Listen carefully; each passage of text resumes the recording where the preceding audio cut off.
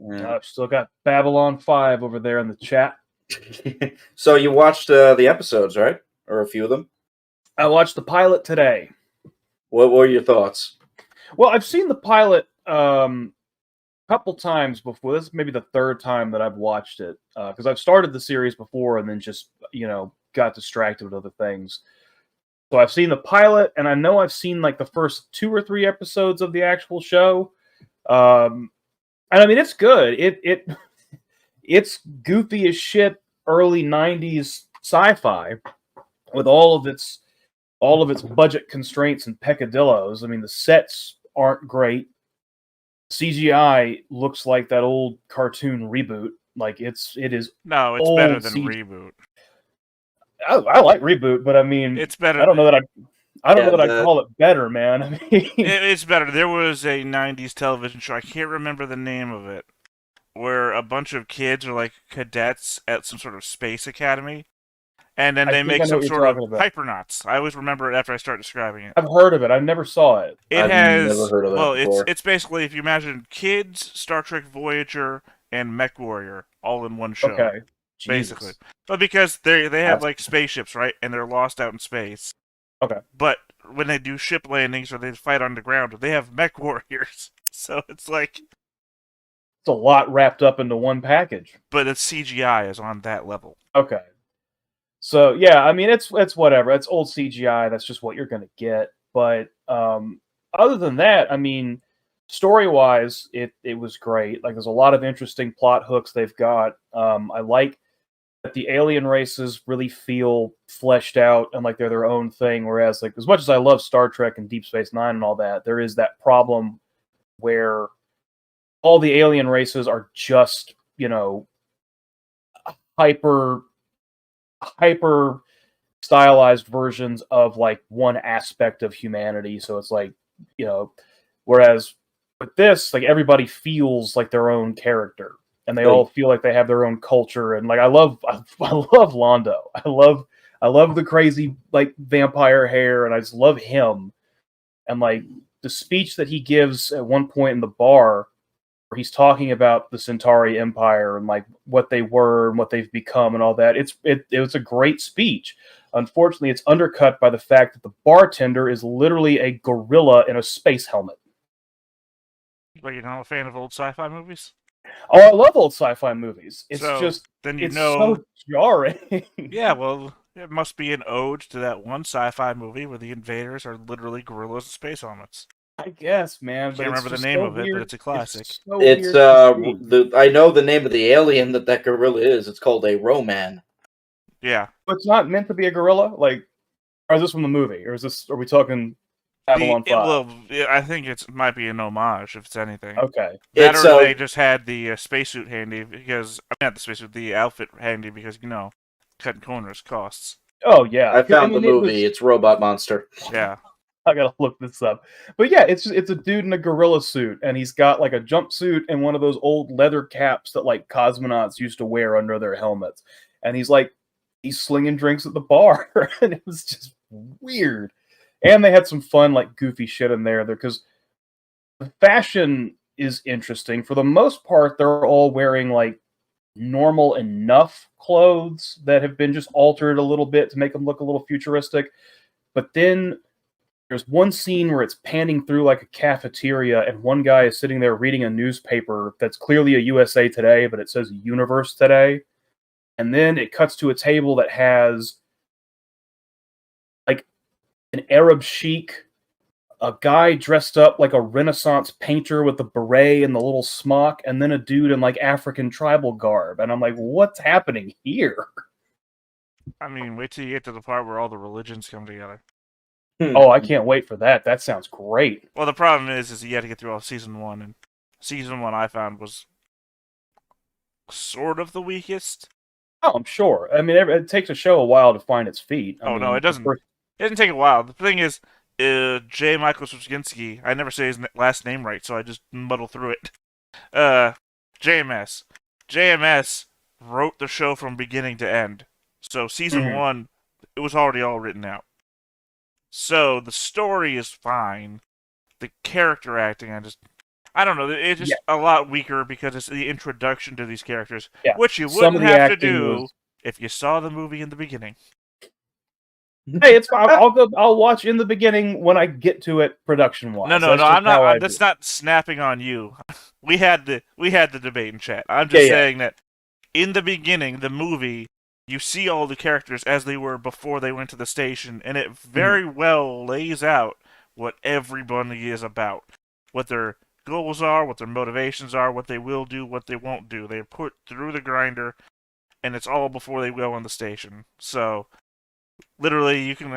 I mean, if you watch in the beginning, not to you, to any audience member who watches this later, you could basically skip season 1.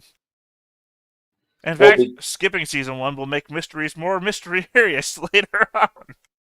What we can't skip, however, is the game tonight. But go ahead, Gary. Finish your thought.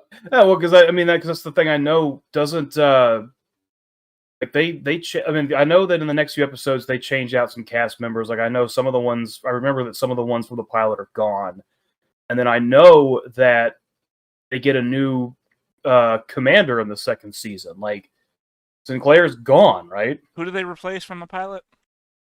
I don't remember who they the replaced. doctor from the gets pilot, replaced. But... Who's the doctor in the? Oh, right, because it's an old white guy in the pilot, isn't it? No, it's an old black guy in the pilot. Huh? I'm pretty remembering sure he gets somebody, but I replaced. might be doing the Beverly Crusher gets replaced in Star Trek thing. Maybe, and then I know that the first officer gets replaced. It's not what was her name? Takashima? Ivanova? No, in the pilot it's someone named Takashima.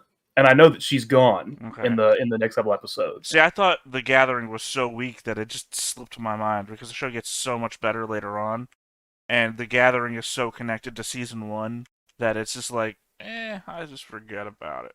Oh, and I think the psychic gets replaced as well. Is it the blonde lady? In The Gathering, it's a redhead. Lita. Or Lita? I'm not going to say anything. No, I know she gets replaced. Like I've seen the next couple of episodes a long time ago. Well, I remember it's someone different. Can I say it? Spoiler alert. It is and it isn't. Sure, she gets replaced, but then she comes back. Oh, I think I read that somewhere.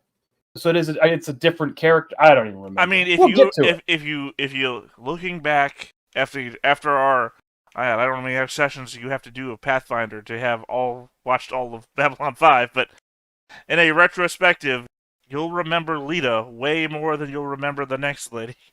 Okay. Yeah, I'll try to do like one a day. I'll try to have like 5 Lita episodes Alexander per week. I haven't watched Babylon 5 in forever. I know her name's Lita Alexander. I don't remember red hair, but I remember a black hair. I think she was like a redhead. Yeah, but anyway, so that's the Babylon 5 report. Pilot episode, pretty good, pretty dated, but I'm also excited. Amazing that you got it out in 5 minutes. Yeah, the Babylon 5 minutes. That's what we'll call it. There you go. Well, every week now, when we start the game, it'll be the Babylon 5 minutes. We'll have the Babylon 5. All right. It works on like 3 different levels. I love that. It's a lot going on, especially if I can do 5 episodes per week. There you go. Anyway. and boil it down in 5 minutes. Yeah. Anyway, and did we do the Babylon 5 minute? We have not got into Babylon 5 as of yet. Figured I'd ask before we get into this. Well, the problem with that is, so the last 2 weeks are like the worst time in the world to work for an airport, and so I've been horribly busy. I've only been able to watch 1 episode of Babylon 5 yet after the pilot. I've watched the first episode, and what I can say is CGI has gotten markedly better. It's still not great. It's still like old, very early CGI, but it's way better than what they had in the pilot. I didn't like what they have money now. They have a little bit of money.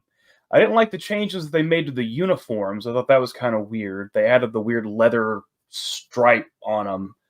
And it's good to see Flounder from Animal House getting work. Like, I sat there watching it for like the whole time. He shows up as that Cordo. It's Mondo's Mondo's assistant, diplomatic right? staff, and like the whole time, I'm like, who is? Oh yeah, this the guy that guy? died. I'm like, I recognize this guy. Who In real is life, this I mean. guy? Did he die recently? I heard they did, yeah. He died in 2017. Oh wow, really? I mean, that is still recently, 5 years ago, but But yeah, we're it all was older driving than me crazy 5-year-old. trying to figure out who he was. And then finally it just hit me. I'm like, oh my god, that's Flounder from Animal House. I don't know. Maybe he's done other stuff, but that's all I can remember from his I Animal. know him from a really bad Chuck Norris movie called Silent Rage. I don't know if you ever heard of that one. I don't think I know That's that not the one. trucker But one, is it? No, how do I explain this? Silent Rage is a movie where Chuck Norris is a sheriff, because he basically is always that. No, actually, most of the Chuck Norris movies I know, he's not a sheriff. Well, he was in this movie. And Stephen First, who is a Flounder there, played his deputy, who's a bumbling idiot. of course, because why not? And they capture and almost kill a perpetrator who murders some people. And the guy that they almost kill is taken by a doctor, and he's injected with chemicals, and he turns into almost an indestructible human being. Huh. That goes through a couple different iterations of what that movie is. Yeah, it was. It's a terrible movie. So what happened in this Babylon 5 episode? What's up? I said, so what happened in this Babylon 5 episode? From what I can remember, it was the Narns show up and attack an agricultural colony of Centauri, and I can't even remember. I watched it like in between running flights at work. Still, that's how you can really tell what season of Babylon 5 you're in. How are the Narns doing? They seem to be doing okay. Yeah. They launched an attack, so... Yeah, I'm just saying, as we progress, I can ask you how the Narns are doing, and you'll give me progressively different answers. So okay, I'll keep that in mind. That's Everything how you tell should slow down. Everything should slow down this week for a little bit, so I'll have more time to actually watch and absorb this stuff. But man, I've been getting my ass kicked. But on a happier note, how is Babylon 5, Gary? Babylon 5 is going pretty good. Flounder from Animal House is still around. I mentioned it in the chat earlier that it was really fun. There was a scene where he was playing some kind of little video game and was distracted, and it was clearly just an old Tiger handheld that they slapped some really shiny space foil on and glued some metal pieces to the front, and like that's a future game. As it should be. Other than that, it got a little wooey-woo with one episode. It was the Soul Hunter showed up. It was the so far the weirdest kind of metaphysical thing they've done. Other than that, it's all just been a lot of political intrigue and drama. You're on episode what, 2 or 3? I think I finished episode 4 today. I don't remember the Soul Hunter showing up so early. It's episode 2 or 3. I don't remember. See, it's his own movie, and that's during when that woman is the captain of Babylon 5. Really? I don't know. Weird. No, yeah, the military leadership of Babylon 5 is. This was like the Commander. second, like not counting the gathering. It was like I think it was the second episode. Wait, is this a bald guy? An old bald guy? Yeah. Old bald guy tries to kill Delenn, steal her soul, or her essence or whatever. See, but I remember him from the movie. Okay, yeah, no, but it's like it's because it's episode 2, man. It's early. Perhaps someone can help me out here. Discord knows I have my webcam up, and it connects to it, and I tested it, and it works, but it's not showing up in the call. Did you? That's probably because you just clicked what Rob started. Because Rob started a voice call for some reason. You have to go under and click turn on your camera. I didn't even realize I started a voice call. You've done it every time. Dude, I shouldn't be hosting these calls. Well, Griffin ain't with us. I clearly have no idea what the hell I'm doing. Yeah, I should have tried that the first thing. I'm a dummy. Fun fact: the guy that played that Soul Hunter was also in several Star Trek episodes. I looked him up because his voice sounded really familiar. The main thing that I can picture him in is the first J.J. Abrams Star Trek. He's one of the ambassadors or heads of the Klingon Science Institute that's talking to Spock. He's also one of the guys. You ever see Hawk the Slayer? You know, I haven't seen Hawk the Slayer. No, all right. No. Well, he's one of them, like the main I guess party members in Hawk the Slayer. Okay. Like he's been in a lot of genre stuff, so he's just kind of has like one of those faces you always see everywhere. I think he passed away like 2-3 years ago too. I think he did. When I was looking him up, I think it did said he passed away maybe like 2019 or something like that. Oh shit, we got tentacles in this book business here. How many tentacles? 8. Oh, don't worry about that. Yeah, that's for later. In fairness, though, it was the worst of the Babylon 5 movies. What, the Soul Hunter one? Yeah, it really didn't have much content. I'll try to keep that in mind for when I eventually get there. Yeah, my favorite was always the Vorlon one. Movie, I mean, not Soul Hunter. We just know nothing about them. What's that? Yeah, they're in their cool. Oh, they're in their cool yeah, little no, mix. you found out about them in episode 1, didn't you? You don't really find out anything about them. You find out more about them in that part where you said, I didn't find out anything about them than you'll ever find out about them, so... Jesus Christ. Welcome to Babylon 5. Well, except for Well, maybe at least they one... maintain the mystery, I guess. Well, no, I mean, the problem is that it's a pre-plotted show, right? Right, yeah. So everything they knew in episode 1 is the same story all the way to season 6. So it's a pre-plotted show, so you really have to go back and investigate the things that are laid out to you because it's all breadcrumbs. It's like a J.J. Abrams mystery box with an actual payoff. So this thing that this one sentence I said about something in episode 2, and you hear something in like season 5, episode 6, I'm like, oh, I got it! I know what it means now. To go back and watch it a second time, then it's a new game plus, basically. Yeah, basically. Everything has deeper meanings, and they're all the stuff you don't see happening. I mean, sometimes in the later seasons they'll explain it. Like, God, that character's been acting weird. I don't like what they've done with this character. He's not acting right. And then 7 episodes later, they'll be sitting next to another guy and say, this is what I've done to you, mister. And you're like, oh, that's why my favorite character's been a fuck-up this whole season.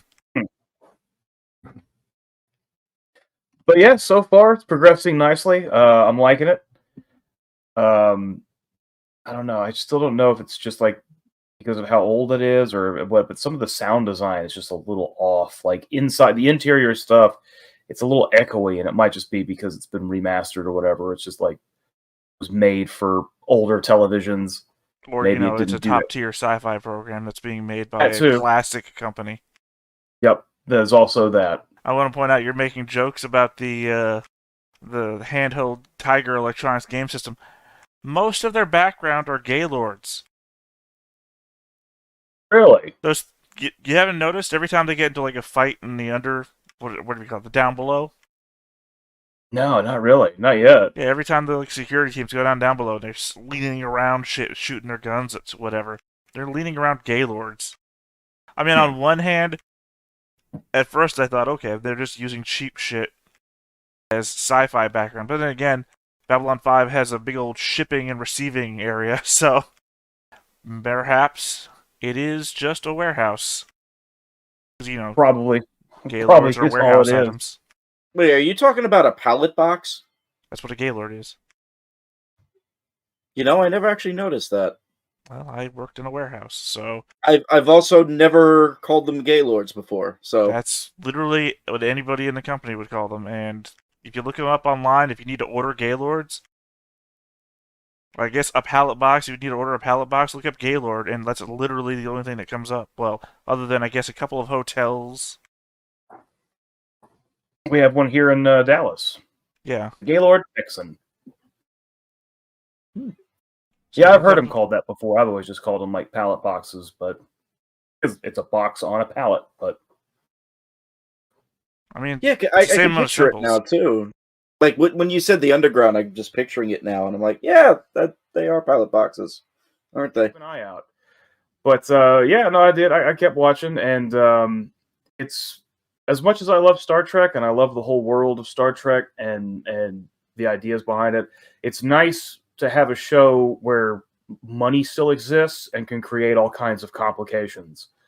That's what I watched this time. It was an episode where this doctor like smuggles a bunch of organic circuitry and whatnot from a dead planet onto the station to study it, and what takes over this one guy and turns him into some hulking like organically powered super soldier. And at the end, when they're talking to him, like, why would you do this? Well, this is so incredibly dangerous and illegal and unethical and irresponsible. Why would you do it? And his entire reason is, well, they paid me a lot of money to do it. I was like, all right, corporations still exist. They still have unchecked control over everything because they've got the money to throw at it. And now they're setting up stuff for the Earth First movement that they say is going on back home. And a shady branch of the military showed up to confiscate all that technology that they had. They said, yeah, we need it for like planetary security reasons. Who's the president? Oh man, I cannot remember that. It was one of the episodes they had. It might have been the pilot actually, where they had the election was going on, and I cannot remember who won the election. But the guy who won is president? Yeah, it was an older guy. I can't remember his name, but like I don't think we've seen him yet. Like if he actually shows up as a character, he hasn't. I do arrived. like that me asking the guy who won as president is also real world political commentary right now. Of course. Yeah. Of course the guy who won. But yeah, I think it was between like a man and a woman, and it was the guy that won. I just cannot remember his name. Because they haven't talked about it since. Got it. So try not to spoil. Right on.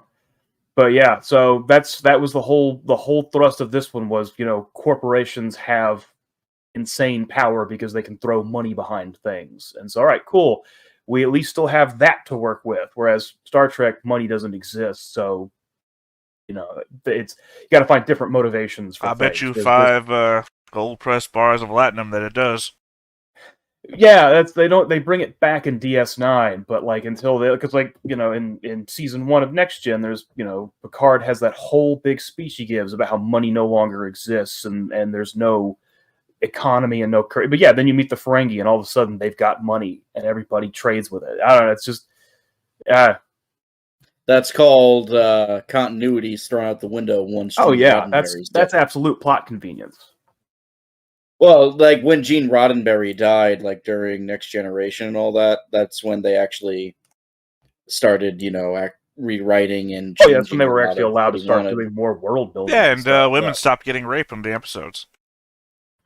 Yeah, they stopped doing that soft lighting that they always frame women in whenever they just like smear the Vaseline on the lens and pump the lights on them. Yeah, because Gene was the sexual predator of the show. At least of the story. Well, I've never heard that before, but holy shit. No, that's true. He was always the one pushing for all that shit. Really? Oh, yeah. Yeah, Roddenberry was a horny man. Oh, and speaking of problematic people, I did see Harlan Ellison's name pop up in the credits for Babylon 5 today. Oh, God. I knew he had involvement. I knew he was involved in some way, but yeah, he showed up at the beginning. It said, like, conceptual consultant, Harlan Ellison. I'm like, oh, Jesus Christ, here we go. I mean, Ellison's problematic just because he's an asshole. Oh, he's an pretty absolute much the gist of it, right? Dickhead, for the most part. I mean, there were other things, yeah, but for the most part, he was just a dick and was very proud to be an asshole, and that was his main thing. The problem is he's a good writer, though. Yeah, what that was the thing. It was like he was one of the pillars of science fiction for so long that he got away with a lot of it. And then people also ripped him off, so he got angry about that. Well, that's a little different. I can understand why you'd be angry about that. Yeah, but he wrote entire books about how people ripped him off. Yeah, that was the thing. It was like it'd be one thing if he was just mad about it and said things every now and again, but like, yeah, he would write entire articles and books, and the lawsuits that man filed were just endless. It was crazy.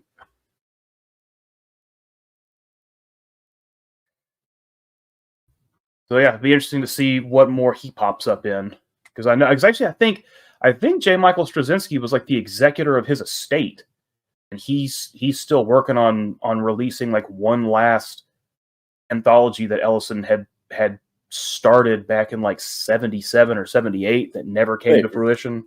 Really? I didn't know that. Yeah, it was Ellison had the Dangerous Visions books. There were 2 of them, and it was all these anthologies of stories that he like commissioned from other writers or bought the rights to. And then he bought a bunch of stories for a 3rd one that just never materialized. And that was another thing, was someone that sold a story to him for that book wound up publishing it somewhere else, and he had a bunch of lawsuits about that. And they were like, "No, man, you haven't done anything with the story in like 20 years. Like, you don't own the rights to this anymore."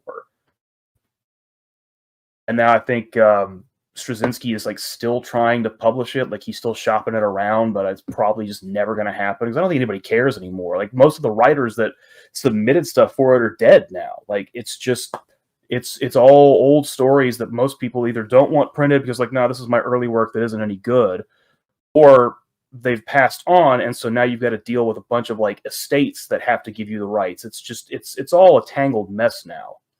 You would think when you have like a name like Ellison attached to like stuff like that they would jump on it because he's still a massive selling author. Oh yeah, but I think it was he probably just burned too many bridges at the time. I think he pissed off enough people in publishing that nobody wanted to even touch it. That makes sense. Yeah, that makes sense. Yeah, they didn't want to deal with him.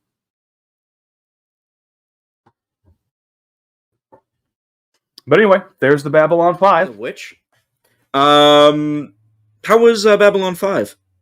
Babylon 5 was good. I like that the Mantis Man criminal has not gone away. Apparently, that's just a staple now. Mantis he showed Man. up in like I cannot remember his name, but he's is it that giant talking mantis that lives down in the like.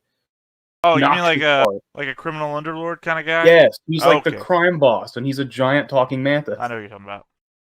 Yeah, I figured that would be like a one-time thing, but he's been in a majority of the episodes that I've watched so far. He just keeps coming back. Season 1 was crazy. I like that guy too.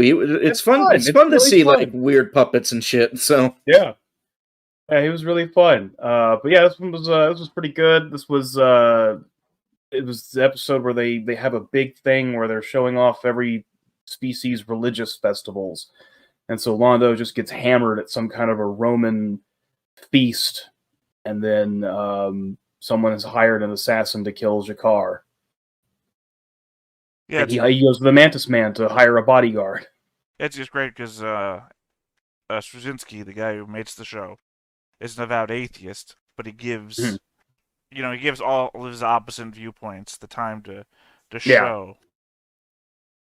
Yeah, well, that was the end of it too. It was like that was what Sinclair did. He just got basically one person from every faith on Earth and was introducing him. So yeah, that was a nice way to do it.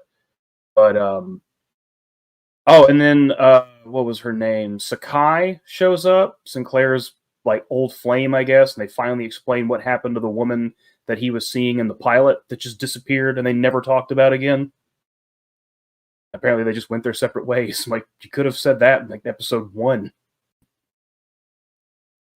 No spoilers. So yeah, Babylon 5 still trucking along. I love the Mantis Man. I hope he stays around for a long time. He has a name, and I cannot remember what it is right now. I don't know. I do remember that he lives in the same part of the station that. I looked it up. It's Nagrath. It's his name is Nagrath. I knew it was another one of those apostrophes. Like, everybody's got some kind of an apostrophe in their name. Sorry, not the station part of the station Jakar lives in. What's the guy's name?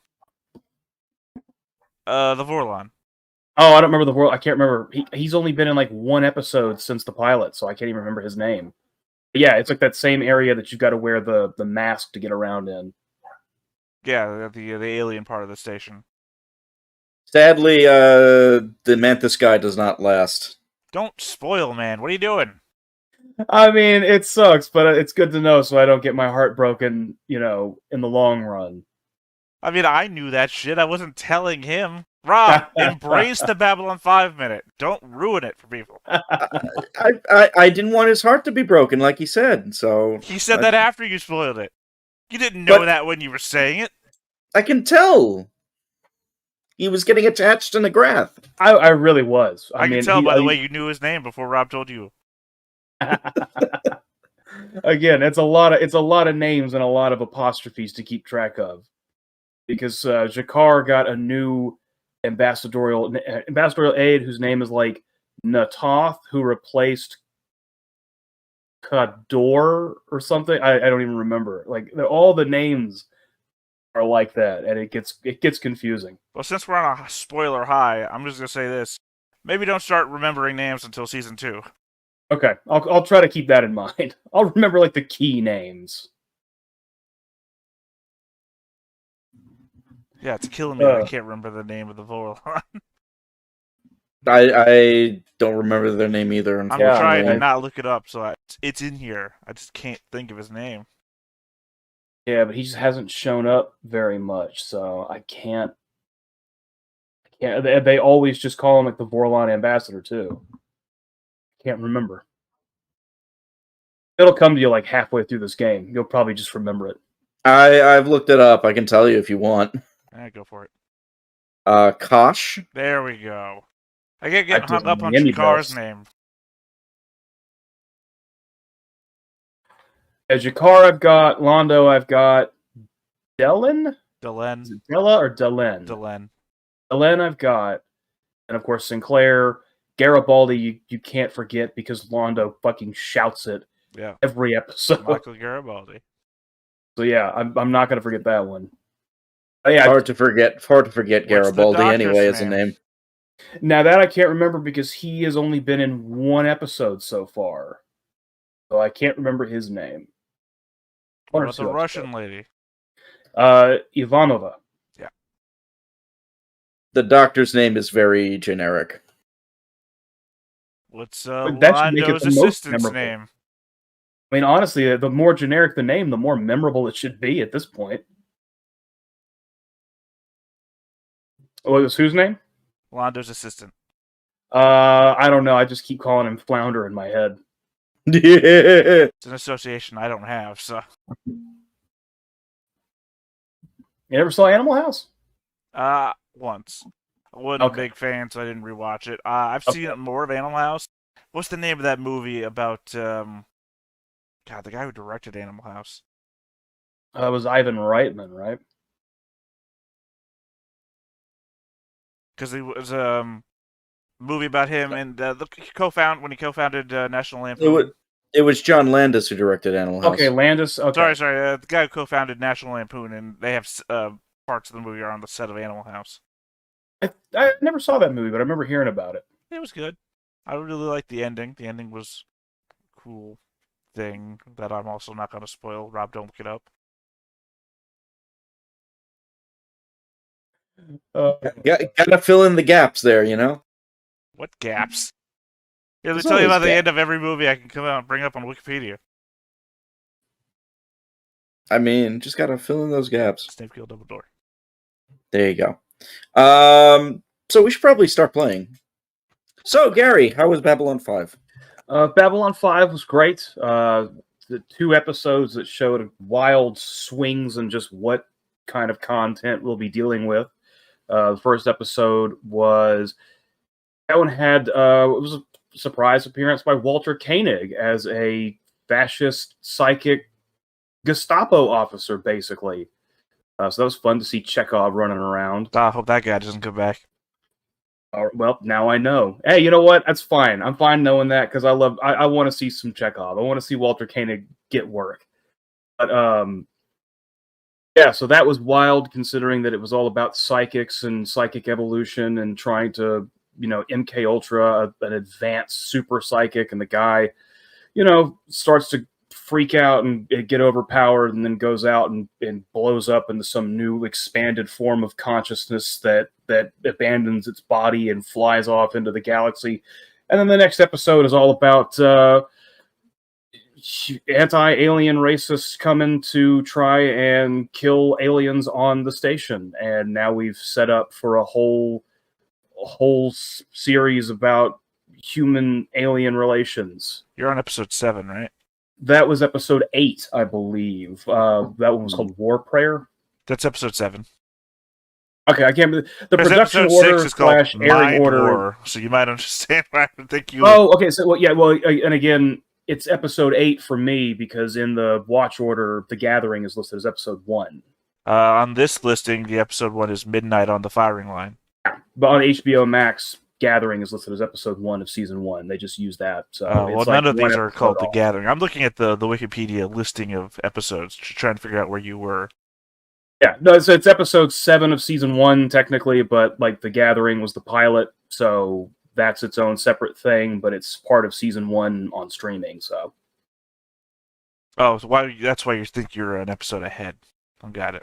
Yeah, because in watch order it's episode 8, but yeah, production order would be episode 7. Interesting note: the episode you're on is written by DC Fontana.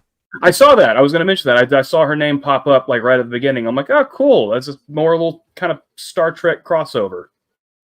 You know, along with the one that just happened in the previous episode. Oh yeah.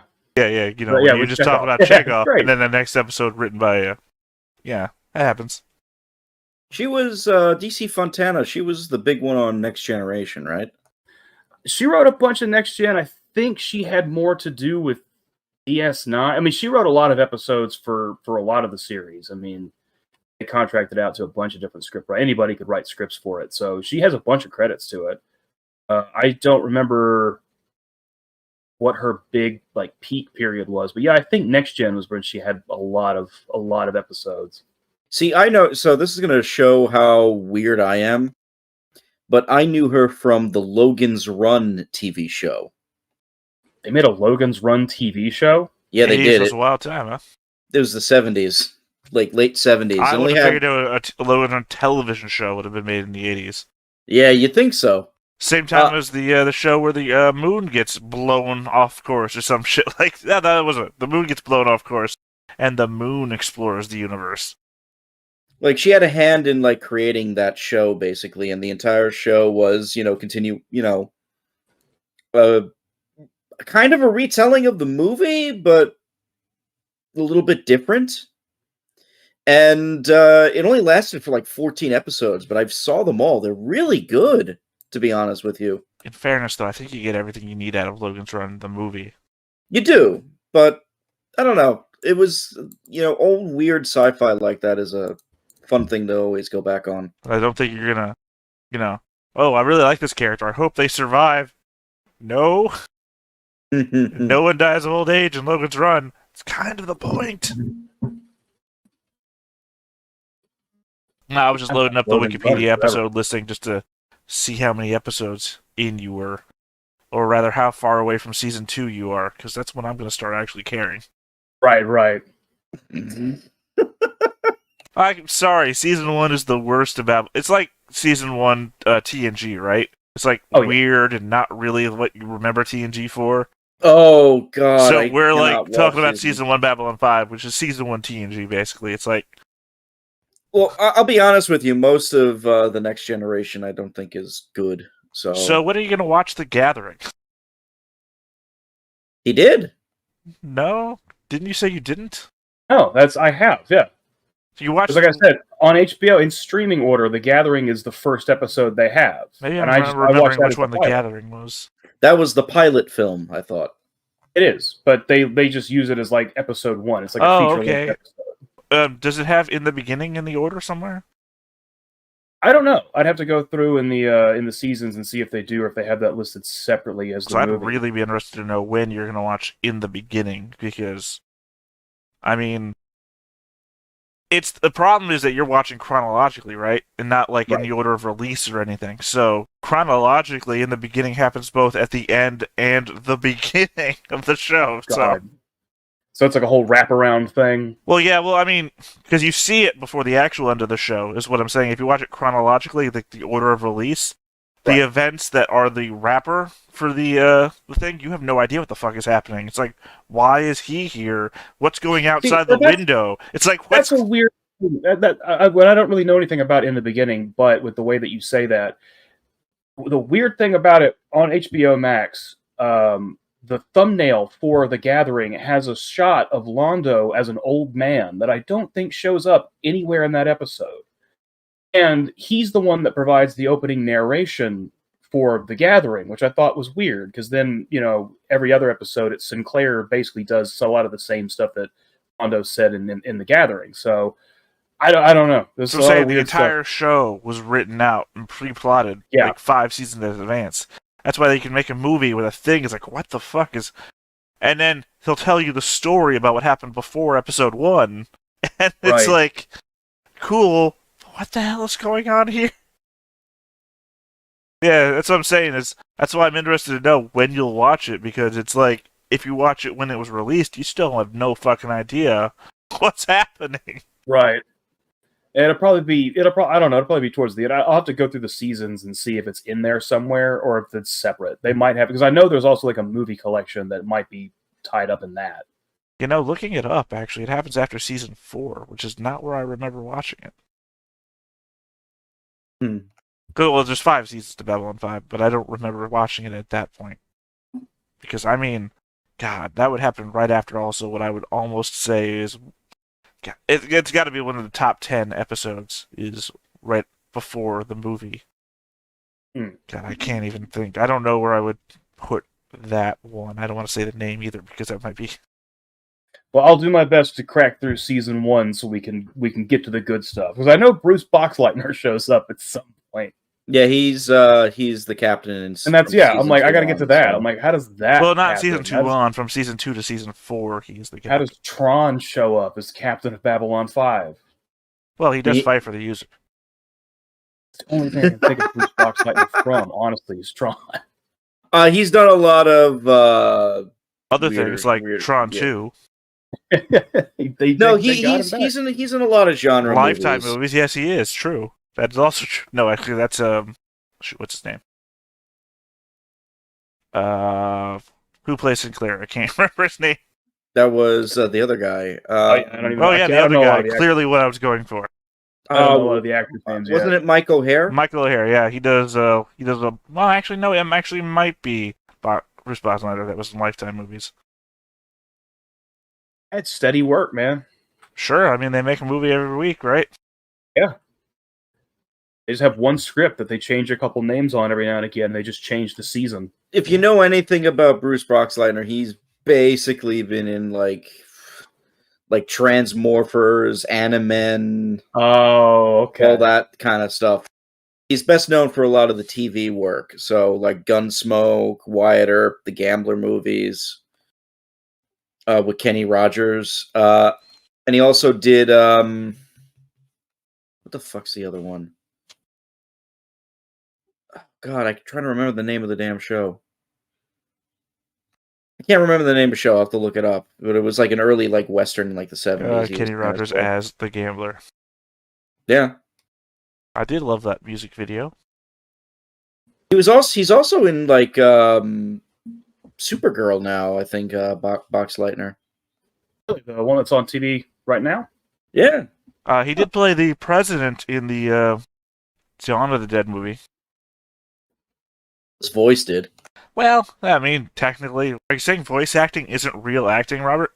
No, I'm just saying his voice was in the Dawn of the Dead extra thing for DVD. Yeah, with the doctor, who played the news anchor. That is correct. Yeah, I loved that bit. It was like, I have no idea why you've used Babylon 5 actors for this, but I like it. Well, you should know that it was also the last thing that the doctor did before he died. Well, true. Also, it was the last thing that news anchor did before he died, too. Well, before you try to make it all depressing, yes, it was the last thing that news anchor did before he died. Anyway, so...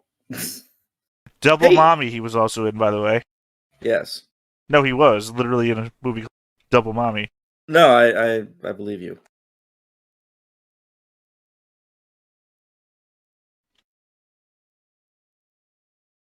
So he was in Gods and Generals and then was in a movie called Double Mommy. Okay. Yes.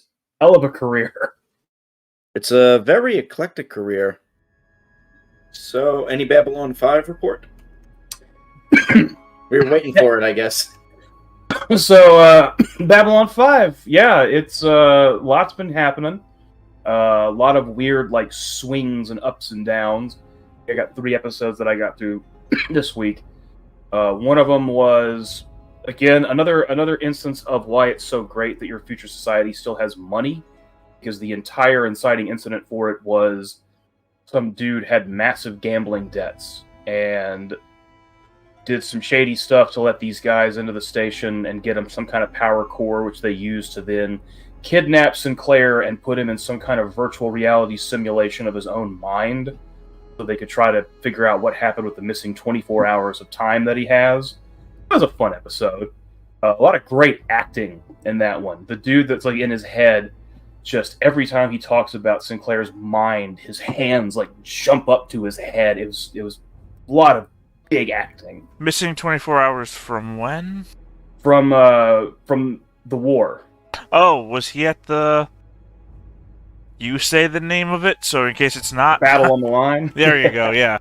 Yeah, that's the Battle right. on the Line. Sunray, Like... Since you didn't watch the movie, it's very hard to tell when I should say things. They've talked about it in The Gathering, and they've talked about it a couple of times. But yeah, he talked about how he was in the battle, and then he like went dark for 24 hours, and when he woke up, the war was over, and the Minbari had surrendered. How much of the how much did they say about the Battle of the Line? Well, it talked about, in this one especially, it talked about, like, you know, when they were flying up and they were getting attacked and everyone was getting shot down, and he tried to ram the cruiser, and then they disabled his ship, and like it showed them like tractor beaming his ship in, and then it showed a little bit of his time on the ship, and then the big reveal was that Delenn was one of the people on the ship, which I kind of figured was going to be the case anyway. So they haven't revealed. That was the big reveal. They still haven't revealed like why the Minbari surrendered or anything. So we don't know exactly what happened on the ship. We just know that he was on the ship and Delenn was there, and it was like the whole Grey Council thing. Yeah, I remember that was a big thing for a lot of characters for a long time. Why did the Minbari surrender at the Battle of the Line? Since it's literally it's very much like they had Earth on the edge of extinction. Why did they surrender? Yeah, it's like they easily could have beat us. We don't know why they surrendered. But yeah, that was a fun one. After that was that's when I made that comment of Babylon 5 Operation Paperclip, because it was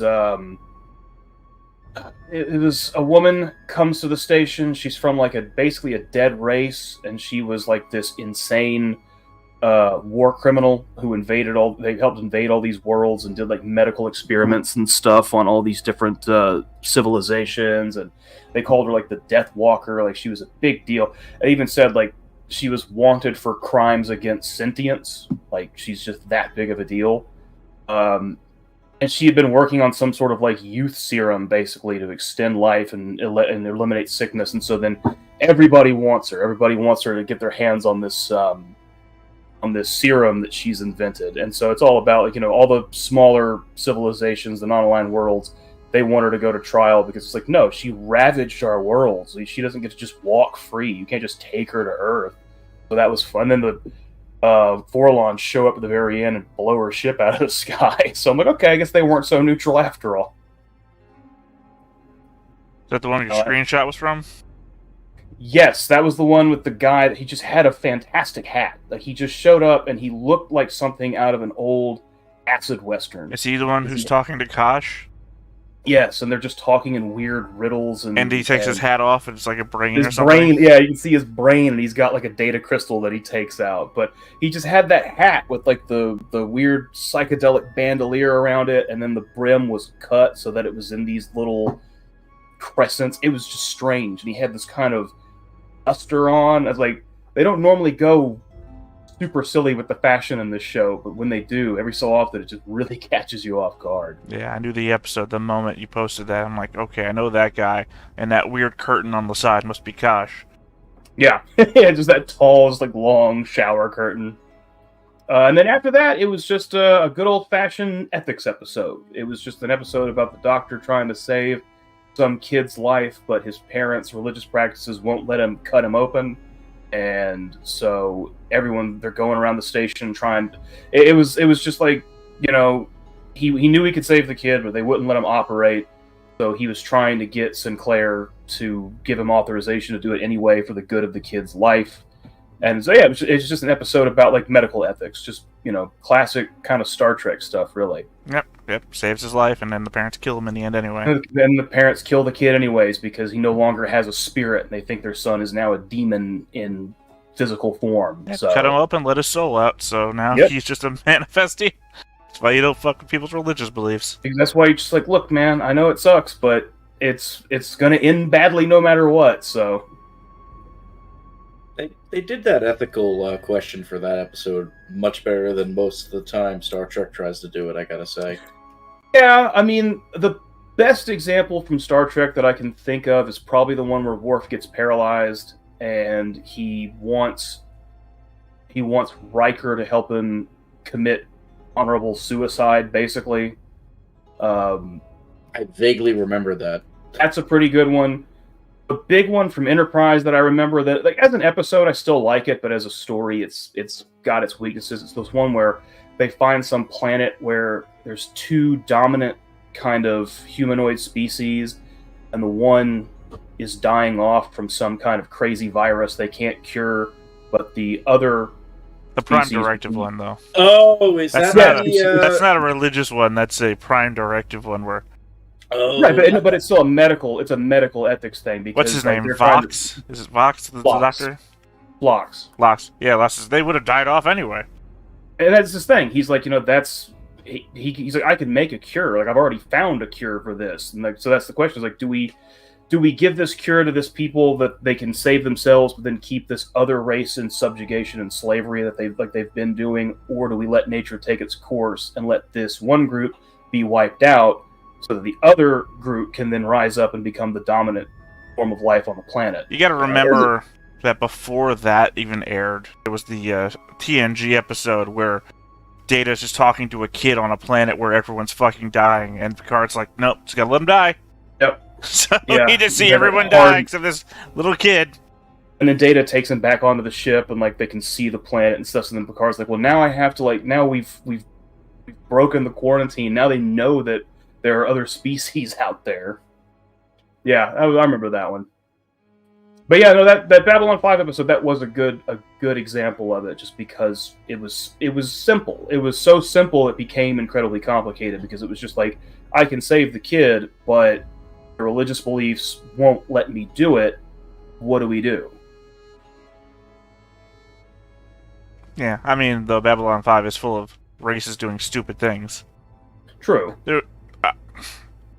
Sorry, I was about to give an example, and I forgot you haven't been there yet. It's all good. All good. I'll get there. Save it for later. Well, that's my problem. I don't even remember how far in advance that is. I could have given you a spoiler for 4 seasons from now, for all I know. It's very possible, and I would have probably forgotten it until it came up again, so... And that, ladies and gentlemen, is the Babylon 5. Tune in next week. They're really boiling over the whole anti-alien problems they're having on Earth. Like, that's become very much the thrust of the show already. Like, kind of started as a background thing, and now the episode today, they tried to frame Garibaldi for a bomb that blew up a hangar bay, and they were going to try to blow up more of them when, like, the president came for a visit. And it was all because Garibaldi arrested a bunch of Earth Firsters in a previous episode. So that seems to be kind of like the main thrust of the show now. I mean, that kind of makes sense, because that's the kind of stuff that, at least in the early goings, that was the kind of stuff that, everybody was copying, but as they go on, it's going to get more... Sure, yeah. I believe more metaphysical and shit like that. Okay. Because they did that. They did the one kind of metaphysical episode earlier on with the one psychic guy they were experimenting on with his brain to try to boost his psychic powers, and then he wound up just kind of ascending, as it were, like Stargate style. And it was the last shot was this giant, like, glowing spiritual form of this guy talking in space, and then he flies away. It's like, okay, this took a weird turn. then the next episode was, okay, now we have a bunch of people on Earth that are like anti-alien. If I remember correctly, that does become a plot point as it goes on. Oh, and then the Mantis Man came back today, so that was fun. Get used to it. You're not going to see him that much further. I remember we talked about that, yeah. But it was fun to see him. I already forgot his name. Like, Garibaldi even actually said his name. I call him the Mantis Man. He runs all the underground black market stuff on the station. It's great. It's just so weird. I love old weird stuff like that. Go ahead, Gary. Yeah, I checked out Babylon 5. I got 2 episodes in. First one seemed pretty big, super lore heavy, got kind of weird and metaphysical, strange shadow people from out in the rim of the galaxy, I guess, showing up to steal a thing from a Centauri to give back to Londo because it's this weird Emperor's Eye thing, and then it's a lot going on with that. Like a lot of weird like setup stuff, I imagine, because it seems like this is going to be some sort of spooky new enemy. And then after that, it was just downshifting to a pretty run-of-the-mill, real-world slice of life episode that honestly just made me frustrated and mad because it was all about dock workers who are being treated like shit, and there's like a general strike, and it's like all the shit that I'm going through at work right now, and I'm just like, fuck, even in the 2200s, like, it's still not fixed. It's still all the working class people are getting shafted. I'll say it was one of the good episodes. What are you talking about? That's a great episode. No, I loved it, but it's one just of the like best of season 1. It was pissing me off just because it's like, God, I'm like, this is all the same arguments that I've been hearing at work for months and months and months now about just how we're paid too little, treated too poorly, overworked, exhausted, and no one gives a shit. I wonder what they could have been inspired by. I know, right? It's just like, God, it never changes. Sounds like teaching too, doesn't it? Yeah. It's literally the same problem most of the time. Oh, yeah. So yeah, but I mean, yeah, it was a fantastic episode. Like it was incredible, but it's just very frustrating to be like, this is supposed to be like 200 years in the future, and they still don't have workers' rights down. Hey, you know what? If that one guy can make a union against Amazon, anyone can. That's true. That did pass a couple days ago, didn't it? That was vote right in my backyard too. Staten Island, right? Yeah. Yeah. Which is weird because usually you don't get that in Staten Island. No, I remember when I was living up there, and there was the 2016 election, and like Staten Island was bright red. I was just like, okay, so that's its own little universe out there. I never went. I only ever got on the ferry with people that came to visit to show them the Statue of Liberty. That sounds about right for most people. I got off the ferry once, and it was only because they had recently opened a Dairy Queen in the terminal on Staten Island. And we were all like, well, fuck yeah, let's go get some Dairy Queen. And then we got right back on the ferry and went back home. You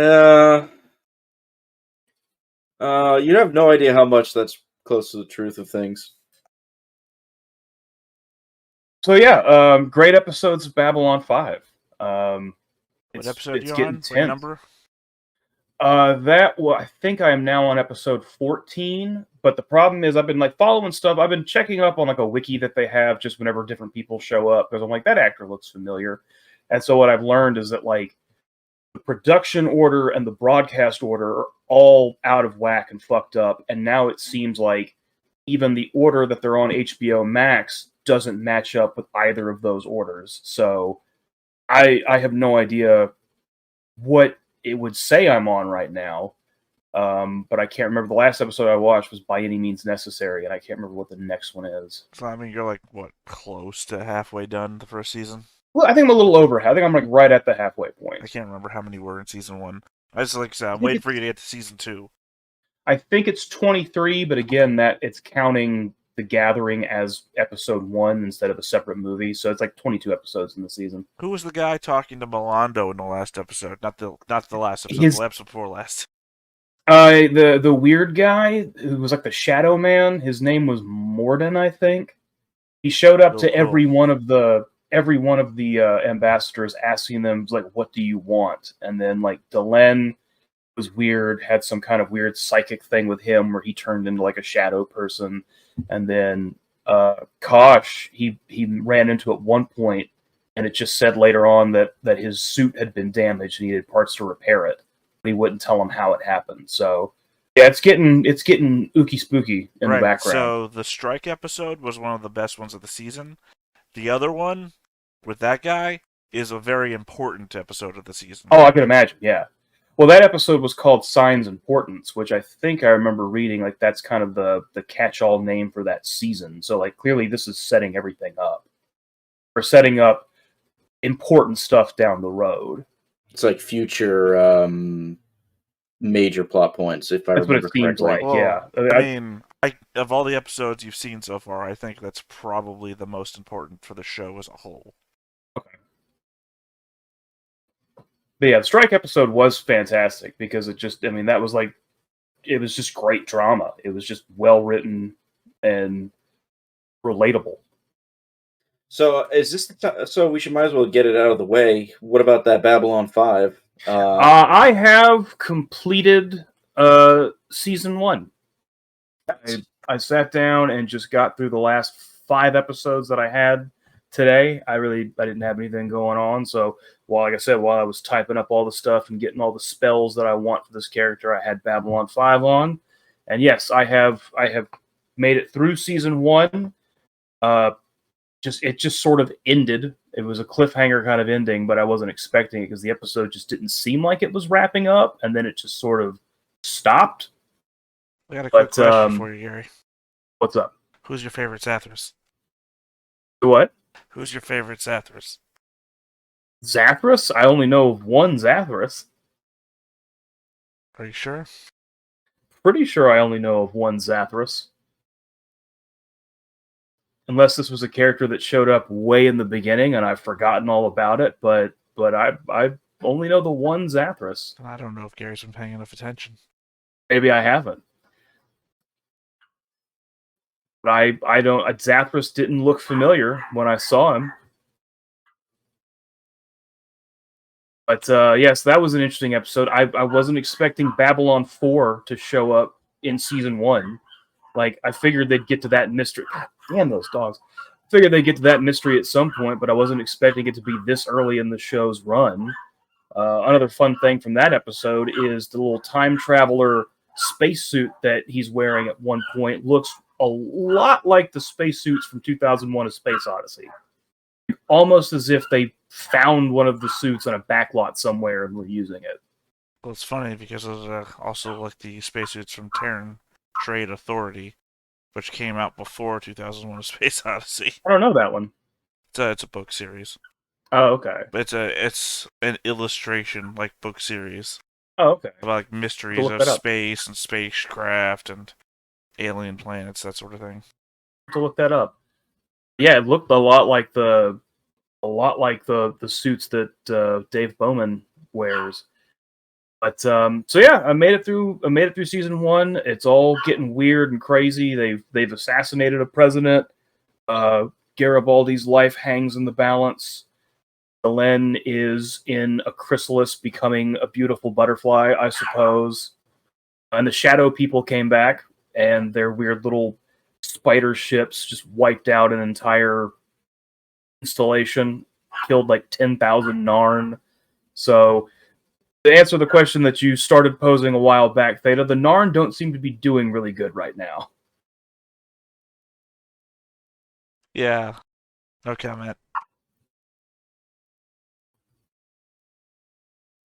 But yeah, it was a trip. Like I'd say the last like 10 episodes were all pretty. The ones that's what I can remember, they were all really good. Like there weren't really any duds in there. Like everything that they did was pretty compelling.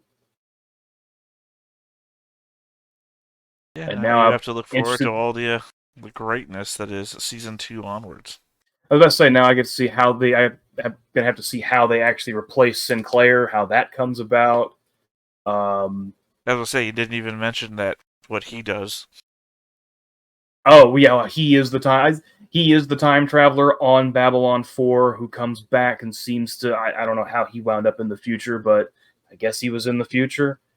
Came back on Babylon 4 to prevent a war of some kind. Because he is the one that Zathras was looking for. Which one? I still don't know what you mean by that. I'm not following, man. I don't remember Zathras showing up at Wait, are any you saying point. Zathras or are you saying Zathras? Pretty sure it's Zathras? Right. Are you saying Zathras or are you saying Zathras? I'm saying Zathras. That's the Zathras I know. Right. Oh god, this is gonna get confusing, isn't it? No, it's just a joke that's going to pay off in like 3 years. So yeah, I've completed season 1, and now we can push forward into glorious season 2 that Theta's been waiting for. There you go. That is the Babylon 5, everybody. Cheers.